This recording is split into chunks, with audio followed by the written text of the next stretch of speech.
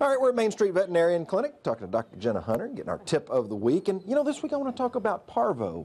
I had a dog. I lost a dog one time to parvo. Fairly new. I mean, came around in the 70s, but it spread quickly worldwide. Yeah, absolutely. And even with vaccines and et cetera, we still see so much parvovirus every single year. And in Southeast Texas, we see it year-round. Some areas at certain times when it's breeding season and all that, but we see a large amount of it here year-round. How do dogs contract it? Main thing is it's spread through the eliminations of a dog, through the bowel movements. A dog doesn't have to eat poop of another dog, but you wander through the area where that virus has been spread through that. They lick their feet, they chew on themselves, they sniff each other's backside. You know, there's a lot of, it's very easily spread once you're in that area where it's been. You see a lot of cases? We do. We see, unfortunately, we see a lot, and they tend to come in little clusters when they do come, believe it or not. Yeah. There is a vaccine, though. Right. There's a vaccine series, and that's why when you have a new puppy, even if the breeder or whatnot said, oh, I've given it its shot, well, if it's under 16 weeks of age, it still needs quite a few more. They need several boosters, just like our children do on certain diseases to a certain age, to where you can become fully protected against that particular virus. Okay. Let's talk about a dog then that hasn't had the vaccine and gets the disease, or the virus, I should say, and then wants to get treated when they do acquire it. Right. The biggest thing is, and of course the symptoms of parvovirus that you'll see, generally it's going to be in a young dog under 6 months of age. There are a few exceptions. But you can have a dog who 1 minute is fat, happy, and running around playing.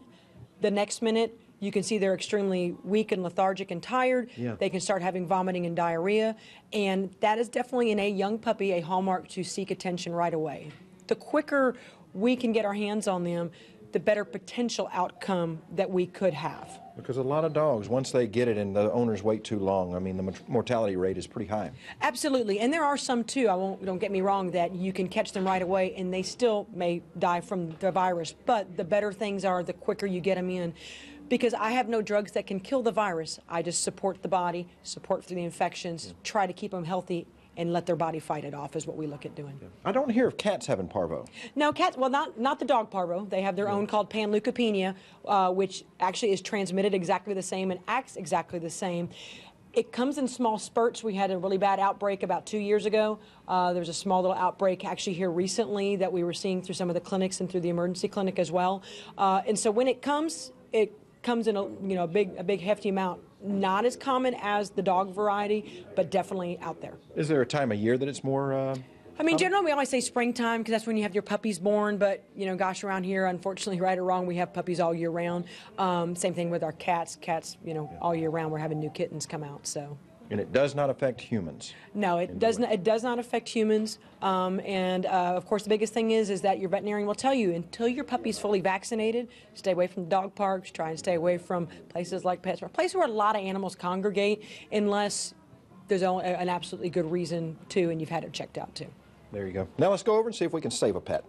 We're now at the Lumberton Animal Control Facility, and here's our adopt-a-pet. This female chocolate lab was picked up about a week ago. She's a sweet housebroken dog that's good with kids. If you'd like to help make her a home, call 755-2650.